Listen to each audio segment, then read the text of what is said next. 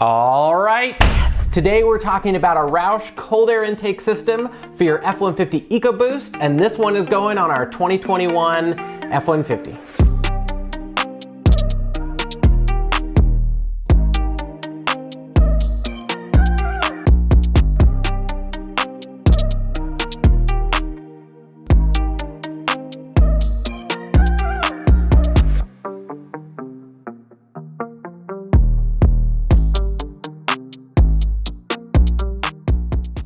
In a separate video, we talked about horsepower upgrades for the 6.2 liter engine in the F150, and we actually named cold air intakes as the #1 bang for your buck option.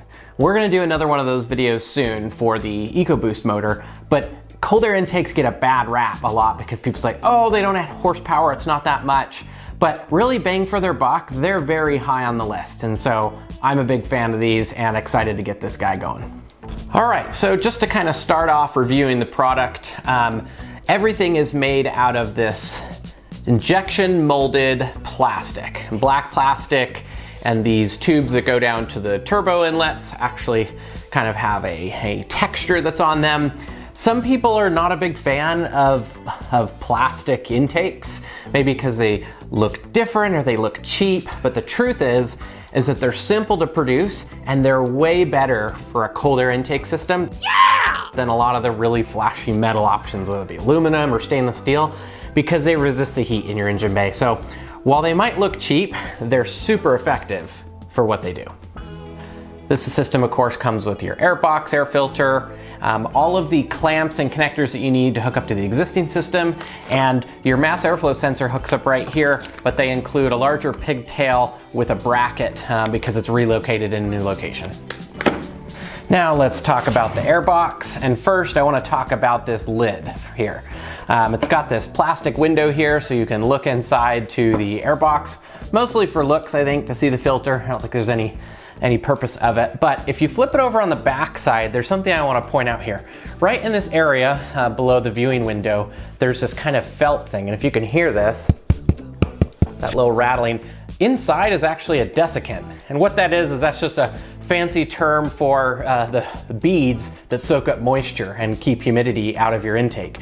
This comes often in packaging that you get for other products to protect it during shipping, but the fact that they've included this inside of the cover so that if there's any humidity inside of your intake, that it'll help clean it out and keep it dry, it's actually a pretty slick thing. I've never seen that on any intake before.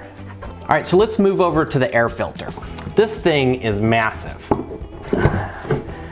If you can see this, this is my fist. I can fit it completely inside. It's huge. The opening is nearly the size of my hand here. It's gigantic, really big air filter. It's got the big ROUSH logo on the front, and it says right on the front, dry filter, do not use oil. This is not like your traditional K&N oiled filter that you spray the oil on. It's a dry filter.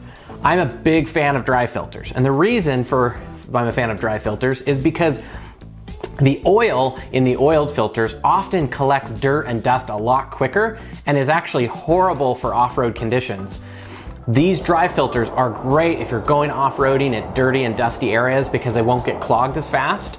Also, they're really easy to clean. You literally just wash them in soap and water and let them dry out. Don't use a hair dryer or anything like that, but that's it. Really simple. Now, that of course, as we showed, fits right into the air intake. And then the lid goes on like so, giving it a really clean and slick look underneath your hood. So, awesome system, let's go get it installed.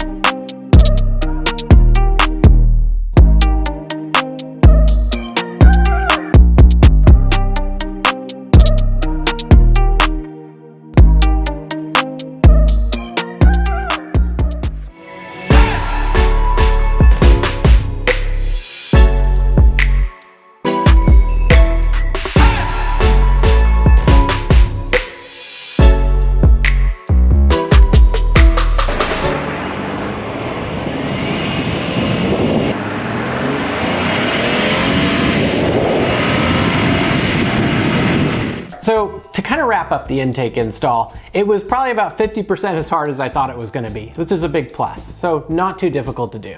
The next advice when you're installing this, make sure and put the two larger intake pipes on first, and then the smaller one that crosses over the top of the engine. It makes it a lot easier to get on.